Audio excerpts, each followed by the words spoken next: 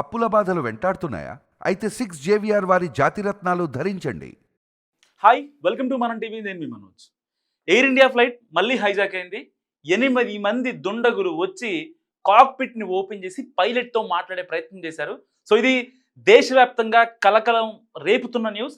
IX 1086 air India విమానం బెంగళూరు నుంచి Varanasi start అయింది. వారణాసి ఎయిర్ ఇండియా విమానం. సో ఎయిర్ ఇండియా విమానంలో బేసిక్గా వన్స్ టేక్ ఆఫ్ అయ్యే ముందు ఆల్రెడీ ఎవరైతే ఒక 40 to 45 మెంబర్స్ ప్యాసింజర్స్ ఉన్నారో వాళ్ళంతా బోర్డింగ్ పాస్ తీసుకున్నారు. ఫ్లైట్ వచ్చేంత వరకు వెయిట్ చేశారు. దాని తర్వాత ఫ్లైట్ ఎక్కి కూర్చున్నారు. ఇక ready to take off air India flight. అంతా గ్రీన్ సిగ్నల్. ATC నుంచి కూడా గ్రీన్ సిగ్నల్ వచ్చింది. బెంగళూరు ATC నుంచి కూడా గ్రీన్ సిగ్నల్ వచ్చింది ఈ ఫ్లైట్కి. సో రెడీ అయ్యి ఎక్కడ దిగాలి? వారణాసిలో దిగాలి. కట్ చేస్తే అందరూ ఇక ఓకే, మన ఫ్లైట్ రెడీ అయిపోయింది, ఇబ్బంది ఏం లేదు, కాసేపట్లో మనం ఒక 1.5 అవర్లో మనం వారణాసిలో దిగిపోతాం అనే హ్యాపీ మూడ్లో ఉన్నారు. కొంతమంది పాటలు పెట్టుకుని ఉంటున్నారు. అంతా హ్యాపీగా జరుగుతుంది అనుకున్నారు. కానీ కట్ చేస్తే ఫ్లైట్ గాల్లోకి ఎగిరిన 15 నిమిషాలకి 8 మంది దుండగులు లేచారు.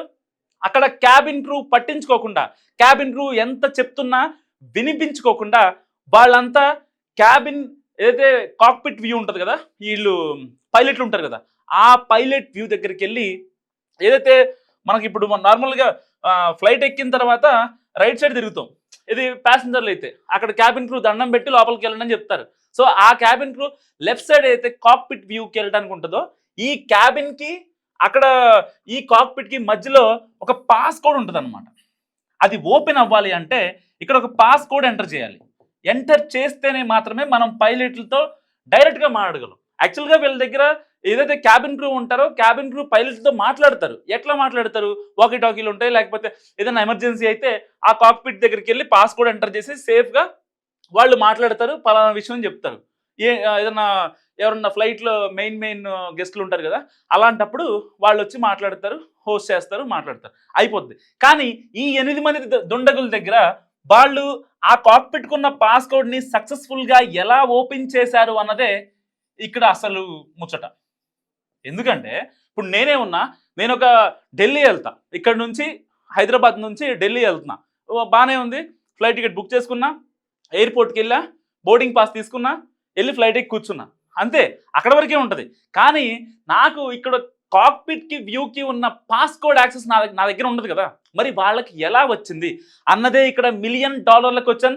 అప్పట్లో వై కట్టప్ప కిల్డ్ బాహుబలి 2013లో బాహుబలి 1 రిలీజ్ అయిన తర్వాత దాదాపు ఒక 3-4 ఇయర్స్ దానికి ఒక మెంటల్ పిచ్చెక్కిపోయిన జనాలకి, ఎందుకు కట్టప్పని బాహుబలి చంపాడు అన్నది. ఇప్పుడు అది ఎంత పవర్ఫుల్ అప్పట్లో, ఇప్పుడు మళ్ళీ అసలు వాళ్ళకి ఆ పాస్ కోడ్ ఎలా తెలిసింది అన్నదే మ్యాటర్. సో చిన్న ప్రయత్నం చేద్దాం మనం. బేసిక్గా వాళ్ళకి ఇప్పుడు టెర్రరిస్ట్ యాక్టివిటీ అని చెప్పడానికి, ఇది టెర్రరిస్ట్ యాక్టివిటీని అని చెప్పడానికి చాలా ఉంటాయి. సో ఇది టెర్రరిస్ట్ యాక్టివిటీయా కాదా అన్నది మరి కాసేపట్లో పోలీసులు నిర్ధారిస్తున్నారు. ఇప్పటికే ఆ 8 మంది ఎవరైతే దుండగులు ఉన్నారో వాళ్ళని CISF సిబ్బంది, సెంట్రల్ ఇండస్ట్రియల్ సెక్యూరిటీ ఫోర్స్ సిబ్బంది అదుపులో తీసుకొని వారణాసి వాళ్ళు ఎవరైతే ఈ 8 మంది అక్కడ ఫ్లైట్ సేఫ్గా ల్యాండ్ అయిన తర్వాత వాళ్ళందరినీ తీసుకొని విచారిస్తున్నారు. దీని వెనక కుట్రకోణం ఏం జరిగిందంటూ కూడా మాట్లాడుతున్న పరిస్థితి. నిజంగా ఒకసారి ఆలోచించండి, ఒక ఫ్లైట్లో ఒకళ్ళిద్దరు ఏదో హడావుడు చేశారంటే అనుకోవచ్చు, గందరగోళం నార్మల్ క్రియేట్ అవుతూ ఉంటాయి, భార్యాభర్తలు కొట్టుకోవడం, లేకపోతే నాకు విండో సీట్ దొరకలేదని చెప్పి ఒకే ఫ్యామిలీలో 4-5 ఉంటారు కదా, సో నాకు విండో సీట్ దొరకలేదని కొట్టుకోవడం, ఇలాంటి కామన్. దానికి క్యాబిన్ క్రూ వచ్చి సెటిల్ చేస్తారు. లేదు అసలు క్యాబిన్ క్రూ చెప్పినా వినట్లేదు అనుకోండి, అప్పుడు పైలట్ ఎంటర్ అయ్యి ఆ ఇష్యూని రిజాల్వ్ చేస్తాడు. కానీ ఒక 8 మంది డైరెక్ట్గా వచ్చి ఏదైతే ఆ కాక్పిట్ వ్యూని చూడటానికి ప్రయత్నించారు అంటే జస్ట్ ఇమాజిన్, దాంట్లో ఉన్న 40 నుంచి 45 మంది ప్యాసింజర్లు ఎవరైతే ఉన్నారో నిజంగా గుండెలు అరచేతులు పట్టుకొని ఉన్న సిచ్యువేషన్. నిజంగా ఎంత ఇబ్బందికరమైన పరిస్థితి వాళ్ళు అనుభవించారో ఒకసారి అర్థం చేసుకోండి.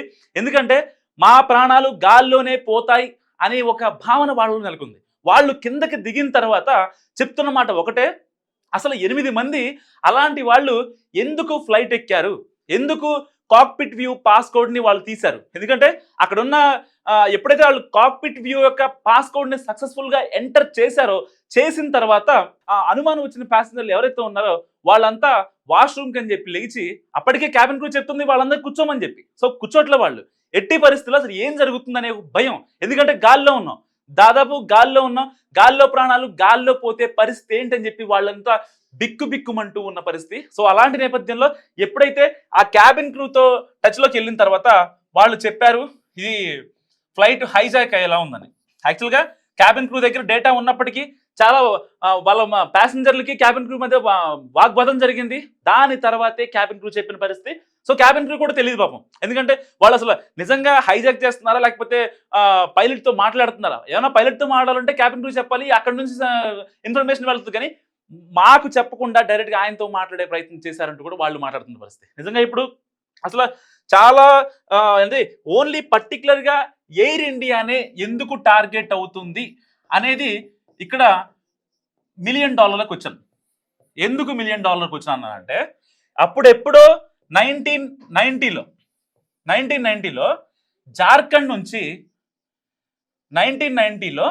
జార్ఖండ్ నుంచి ఢిల్లీ వెళ్తున్న flight first time air India flight hijack అయింది. సో దాని తర్వాత చెదురుమదురు ఘటనలు జరిగాయి.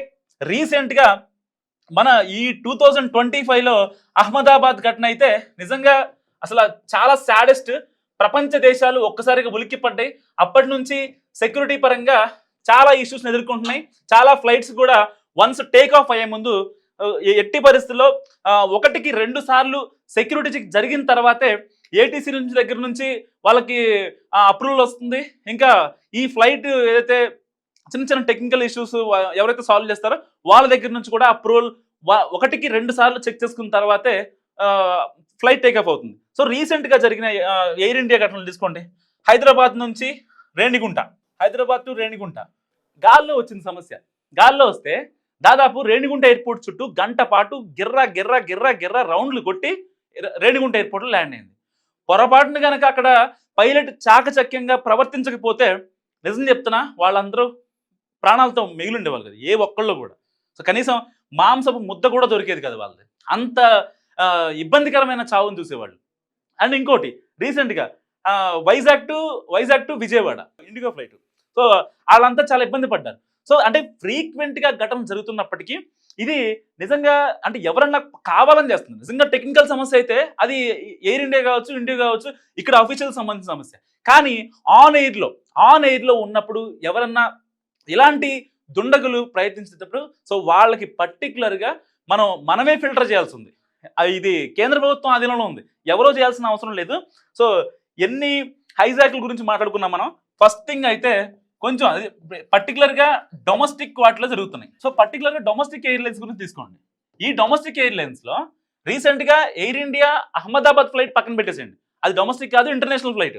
ఓకే, ఎందుకంటే అది యాక్సిడెంట్ కేసు. కానీ ఇక్కడ హైజాక్ కేసు గురించి మాట్లాడుతున్నా. డొమెస్టిక్ ఎయిర్లైన్స్లో ఎక్కడైతే మనం బోర్డింగ్ పాస్ తీసుకుంటామో, boarding pass while we are taking boarding pass కేంద్ర ప్రభుత్వం పక్కకి చెక్ చేయాలి. ఎందుకు చెక్ చేయాలి? బోర్డింగ్ పాస్ తీసుకునే వ్యక్తి వాడికి ఆల్రెడీ ఆధార్ లింక్ ఇచ్చినట్టు, ఆధార్ నెంబర్ అప్డేట్ చేస్తానే కదా మనం ఫ్లైట్ టికెట్ బుక్ చేసుకునేది. సో ఆధార్ టికెట్ వన్స్ మనం ఎవరైతే ప్యాసింజర్ కన్ఫర్మ్ చేస్తాడో అప్పుడు అట్లీస్ట్ ఆ ఆధార్ మీద ఎనీ ఎఫ్ఐఆర్స్ ఆర్ సంథింగ్ ఏమైనా క్రిమినల్ కేసెస్ ఉన్నాయా, పీడీ యాక్ట్లు ఉన్నాయా, అవి మస్ట్గా చెక్ చేయాల్సిన పరిస్థితి. అవి చెక్ చేస్తే అవి చెక్ చేస్తున్నామన్న ఒక ధైర్యం సామాన్యులకి ఇస్తే ఇలాంటి వాళ్ళు ఎక్కరు. ఈ 8 దుండగులు ఫ్లైట్ గాల్లో ఉండగా గందరగోళం క్రియేట్ చేశారు, లేదంటే చాలా ఇబ్బంది పెట్టారు. కాక్పిట్ని యాక్సెస్ చేసే వాళ్ళకి యాక్సెస్ ఎవరిచ్చారు? కాక్పిట్ పాస్ కోడ్ తెరిచే యాక్సెస్ ఎవరిచ్చారు? ఎవరి హెల్ప్ లేకుండా నిజంగా వాళ్ళు లోపలికి వెళ్ళారా? ఎవరి హెల్ప్ లేకుండానే వాళ్ళు క్యాబిన్ క్రూ పట్టించుకోకుండా వెళ్ళిపోయారా? సో ఇన్ని ప్రాబ్లమ్స్, ఇన్ని క్వశ్చన్ మార్క్స్ వెంటాడుతున్నాయి ఒక్క బెంగళూరు టు వారణాసి ఏదైతే ఫ్లైట్ ఇన్సిడెంట్ ఉందో దాని గురించి. సో కొన్ని మనం సార్ట్అవుట్ చేసుకునే ప్రయత్నం చేద్దాం. సో చాలా కేసెస్లో ఎవరైతే పైలట్స్ ఉంటారో, చాలా కేసెస్, ఒకటి కాదు చాలా కేసెస్, ఏదైతే నేను చెప్పాను 1919లో జరిగిన ఫస్ట్ హైజాక్ ఎయిర్ ఇండియాది, అది అసలు దేశం మర్చిపోలేని ఘటన. నిజం చెప్తున్నా, దేశం మర్చిపోలేని. జార్ఖండ్ నుంచి ఢిల్లీ వచ్చే ఫ్లైట్లో ఉగ్రవాదులు ఫ్లైట్ని హైజాక్ చేశారు. వాళ్ళంతా పాకిస్తాన్ విషయం చెప్పుకుంటే నిజంగా పిచ్చెక్తుంది. పాకిస్తాన్ గురించి చెప్పుకోవాలంటే ఒకటి కాదు వాళ్ళు మనల్ని ఎంత ఇబ్బంది పెట్టాలి, ఏ రకంగా ఇబ్బంది పెట్టాలనే దాని గురించి వాళ్ళు కోచింగ్ తీసుకుంటారు. సో అలాంటి వ్యక్తులు కొంతమందిని కావాలని టార్గెట్ చేసి మన ఇండియన్ ఎయిర్లైన్స్ కావచ్చు, లేకపోతే ఎవరైతే విఐపీస్ ప్రయాణిస్తున్న ఆ వెహికల్స్ ఏవైతే ఉంటాయో దానికోసం ఒక నిఘా వ్యవస్థ పనిచేస్తుంది. ఇక్కడ గూఢాచర్యం కూడా చేస్తారు పాకిస్తాన్ వాళ్ళు. సో చాలా మందిని ఏదైతే బీజేపీ గవర్నమెంట్ వచ్చాక వాళ్ళందరినీ మట్టు పెట్టారు. ఏదేమైనప్పటికీ కూడా వాళ్ళకి ఇంకా మన మీద కక్ష పోలేదు. ఎందుకు నేను దీనికి టెర్రరిస్ట్ యాక్టివిటీ ఇది సింక్ చేస్తున్నాను అనే దాని గురించి చెప్తున్నా. చాలా మంది ఎవరైతే ఒక ఫ్లైట్ గాల్లో ఉంటుందండి, ఫర్ ఎగ్జాంపుల్ చెప్తున్నా, దాన్ని హైజెక్ చేశారు. మళ్ళీ వాళ్ళ పరిస్థితి ఏంటి? ఇప్పుడు దీనికి టెర్రరిస్ట్ యాక్టివిటీ అనేది నేను కంప్లీట్గా నేను జరిగిందని అనట్లేదు. జరిగితే పరిస్థితి ఏంటి? టెక్నికల్ ఇష్యూ జరిగింది ఏమో, ఇక్కడ ఉన్న టెక్నికల్ ఆఫీసర్ వాళ్ళతో టైడప్ అయ్యడము, డబ్బులు ఇస్తే ఎవరు లొంగడు? ఇండియాలో డబ్బులు ఇస్తే ఎవరు లొంగరు చెప్పండి? నిజం చెప్తున్నా. రాజకీయ నాయకులు లొంగరా? అఫీషియల్స్ లొంగలేదా? ఎంతమంది ఐఏఎస్లు కేసులు అనుభవిస్తున్నారు ఇవాళ?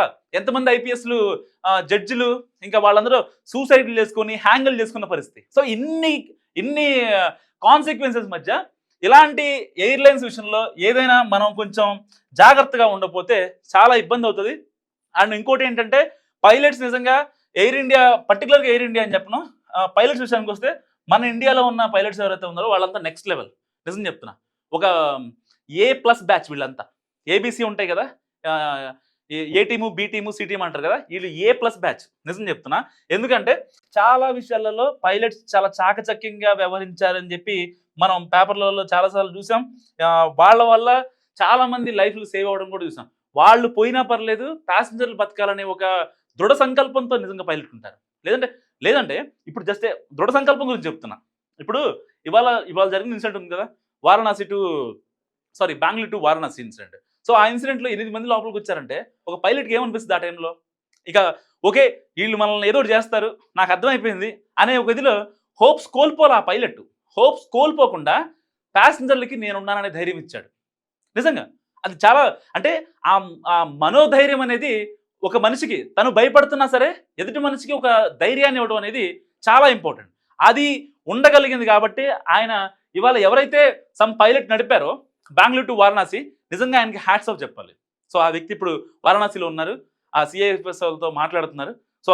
సో ఇన్ని కాన్సిక్వెన్సెస్లో ఏదైనా ఎయిర్ ఇండియానే ఎందుకు టార్గెట్ అవుతుంది? మిగతా ఏదైతే ఎయిర్లైన్స్ ఉన్నాయో అవి టార్గెట్ అవ్వట్లేదు, పర్టికులర్గా ఎయిర్ ఇండియానే టార్గెట్ చేస్తున్నాం. సో హైజాక్లు కావచ్చు, టెక్నికల్ ఇష్యూస్ కావచ్చు. సో రీసెంట్గా కొన్ని టెక్నికల్ ఇష్యూస్ అవుతున్నాయి, అవి ఓన్లీ ఎయిర్ ఇండియాలో అవుతున్నాయి. సో వాళ్ళు కొంచెం చూసుకోవాల్సిన బాధ్యత అంతేనా ఉంది. కానీ ఇలాంటి దుండగులు డొమెస్టిక్ ఎయిర్లైన్స్లో ఎక్కువగా ఉంటున్నారు కాబట్టి వాళ్ళు ఎట్టి పరిస్థితుల్లో కేంద్ర ప్రభుత్వం కొంచెం చొరవ తీసుకొని దానికి తగ్గట్టుగా, అంటే లైక్ సెక్యూరిటీ చెక్ కావచ్చు, ఎప్పుడైతే ఆధార్ కార్డ్ ఎంటర్ చేసిన వాళ్ళ మీద కేసులు కావచ్చు, ఇలాంటివి కొంచెం స్ట్రిక్ట్గా అమలు చేయడం వల్ల వాళ్ళు ఫిల్టర్ అయ్యే ఛాన్స్ ఉంది. సో మరి ఈ హైజాక్ వెనుక కుట్రకోణం ఉందా? Is there any conspiracy or నార్మల్గా జరిగిందా? మీరేమనుకుంటున్నారో? ఎందుకని అడుగుతున్నానంటే వాళ్ళు పాస్ కోడ్ ఓపెన్ చేశారు కాబట్టి మిమ్మల్ని అడుగుతున్నాం. మస్ట్గా కామెంట్ చేయండి మీ అభిప్రాయం ఏంటి. చూస్తూనే ఉండండి మనం టీవీ.